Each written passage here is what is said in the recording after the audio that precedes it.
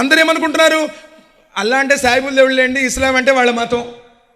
ఈరోజు ఎవడో దుర్మార్గుడు ఏదో చేశాడు, ఎవడో పరాయి దేశం వాడు పుల్వామాలో 42 మంది వీర జవాన్లు అమరమృతి. సోదరులారా, ఖురాన్ ఇస్లాం ఎంత శాంతి ధర్మమో తెలుసా? మన్ కతల నఫ్సిన్ బిగైరి నఫ్సిన్ ఔ ఫసాదిన్ ఫిల్ అర్ద్ ఫకన్నమ కతల అన్నాస జమీయా. 5వ అధ్యాయం 32వ వాక్యం.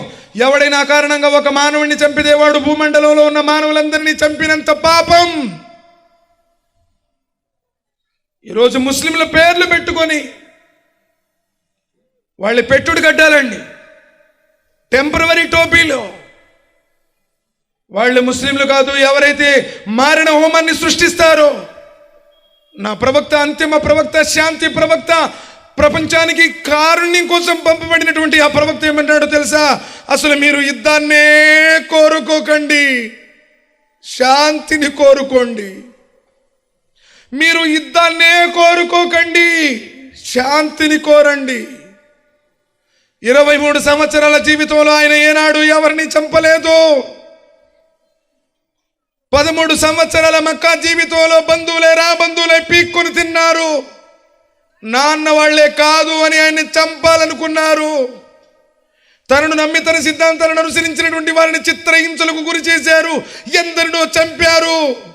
కానీ ఓ మహారాజులాగా ఆయన మదీనా నుండి మక్కాను జయించిన రోజున, ఈరోజు శాంతి దినం, మీరందరూ నా అన్నదమ్ములు, మీ అందరినీ క్షమిస్తున్నాను అన్న శాంతి ప్రవక్తే.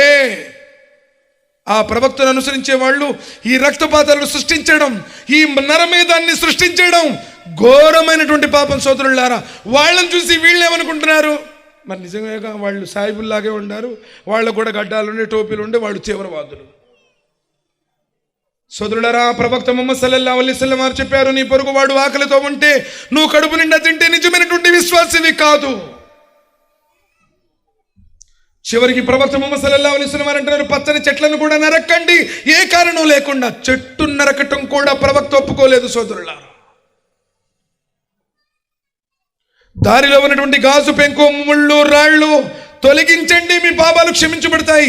ఎందుకంటే మీ తర్వాత వచ్చేవాడు గాయపడతాడేమో. అబూ సయీద్ ఖుద్రీ రదియల్లాహు తఆలా అన్హు రివాయత్ చేస్తున్నారు, ఆ నబీ సల్లల్లాహు అలైహి వసల్లం వారు అంటున్నారు, ఎప్పుడైనా సరే మీరు పొలుగు, పార, కొడవలి తీసుకెళ్లాల్సి వస్తే వీధుల్లో ఆ మొనను మీ వైపు పెట్టండి.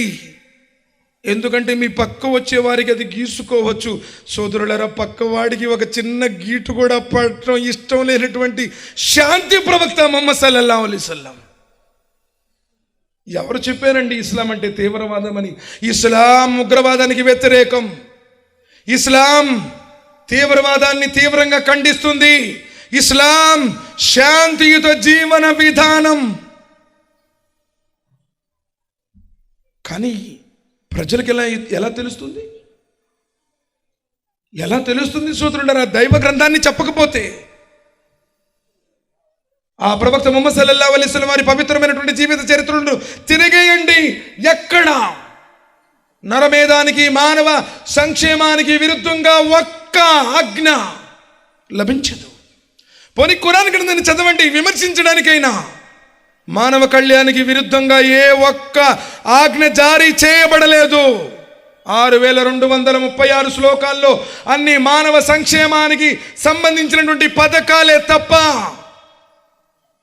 మారణ హోమాలు, రక్తపాతాలు, దైవధర్మంలో లేవు. సోదరులారా, ఇవి చేస్తున్నవారు ముస్లింలు కాదు, మునాఫిక్లు.